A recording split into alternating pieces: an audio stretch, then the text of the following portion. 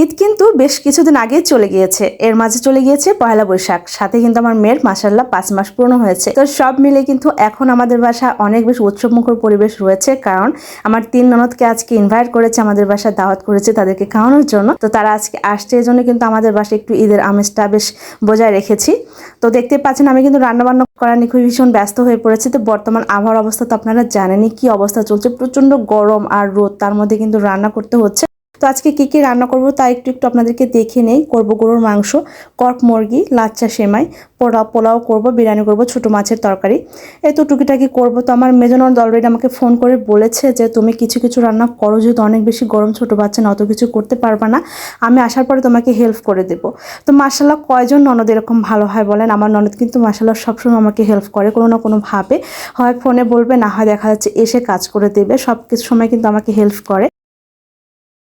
তো এই বিষয়টা আমার কাছে ভীষণই ভালো লাগে। তো ননদ একটু কাজকর্ম করে নিচ্ছিল পাশে, আমি দাঁড়া থেকে তাকে টুকিটাকি একটু সাহায্য করে নিচ্ছিলাম, কারণ অনেক বেশি গরম ছিল। হেল্পিং হ্যান্ড আমাদেরকে একটু সাহায্য করে চলে গিয়েছে, তো বাকি রান্নাটা আমরাই কমপ্লিট করে নিচ্ছিলাম। তো মজার বিষয় যে যেহেতু ঈদ চলে গিয়েছে, ঈদের দাওয়াত তো খাওয়াচ্ছে, প্লাস পয়লা বৈশাখ গিয়েছে, সেটা আমাদের জন্য খুব একটা স্পেশাল কিছু না। তারপরে দেখা যাচ্ছে এর মাঝে কিন্তু আমার মেয়ের 17 এপ্রিল 5 মাস পূর্ণ হয়েছে। তো ভাবলাম যে মেয়ের যখন 5 মাস পূর্ণ হয়েছে, তো সব ফুপিদের মিলে একসাথে একটু একটা দিন আনন্দ করা যাক, এই জন্য সবাইকে আর কি ইনভাইট করলাম। তো সবাই আজকে আসবে, আমার ভীষণ ভালো লাগছিল সবাইকে একসাথে করতে পেরে, কারণ আমার যেহেতু শ্বশুর শাশুড়ি কেউ বেঁচে নাই, আমরা যতটুকু পারি তাদের জন্য করার চেষ্টা করি। প্রতি ঈদে তাদেরকে ইনভাইট করি, তারা দেখা যাচ্ছে আসে, একসে 2-1 দিন থাকে, তারপরে চলে যায়। আর যে 2-1 দিন থাকে আমার কাছে কিন্তু এই 2-1 দিন অনেক বেশি মজা লাগে, অনেক এনজয় করি, একসাথে গল্প গুজব করি। কারণ আমার ভাই বা বোনেরা কিন্তু খুব একটা বগুড়াতে আসে না, আসলে কিন্তু আমার ননদরাই আসে, আর যতটুকু সময়ের জন্য আসে আমার খুবই ভালো লাগে। তো রান্না বান্না মোটামুটি শেষ, অলরেডি কিন্তু দুপুর হয়ে গিয়েছে, তারা বাকি আত্মীয় স্বজন সবাই চলে এসেছে, এই জন্য আমি সবকিছু আবারও নতুন করে গরম করে নিলাম, কারণ গরম গরম খেতে দিতে পারলে বেশ ভালো লাগে। তো এখানে কর্ক মুরগি ছিল, গরুর মাংস ছিল, দেখতে পাচ্ছেন 1.5 কেজি গরুর মাংস গোটাটাই কিন্তু রান্না করে ফেলেছি। এখানে কর্ক মুরগ ছিল, সেটা আমি একটু রান্না করে ফেলেছি।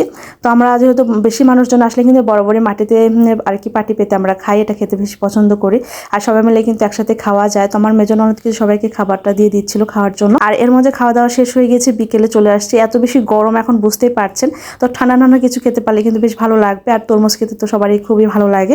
তো আমার হাজবেন্ড গিয়ে বাজারে গিয়ে তরমুজ কিনে নিয়ে এসেছিল, তো এই তরমুজটা বেশ বড় সড়ো কিন্তু ছিল।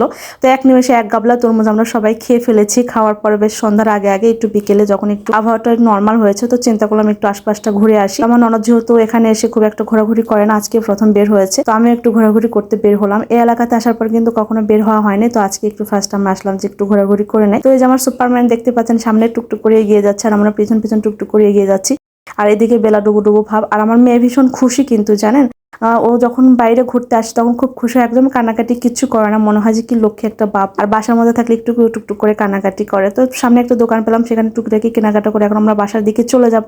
তো আজকের ব্লগটা সবার কাছে কেমন লেগেছে, যদি ভালো লেগে থাকে ছোট্ট একটা কমেন্ট করে নিতে কিন্তু মিস করবেন। আর চ্যানেলটি যদি সাবস্ক্রাইব না করে থাকেন অবশ্যই সাবস্ক্রাইব করে দেবেন। আমার পেজটা যদি ফলো না দিয়ে থাকেন সবাই ফলো করে দেবেন। বাসা আসার পরে কিন্তু একটু আমরা সেলফি নিচ্ছিলাম, 3জন ম্যাচিং ম্যাচিং ড্রেস পরেছিলাম, এই জন্য আর কি পয়লা বৈশাখ ভেবে ভুল করবেন না, আমরা কিন্তু এমনি এরকম সাদা ড্রেস পরেছিলাম। মাশাআল্লাহ আমার মেয়ে দেখেন কত সুন্দর আসছে।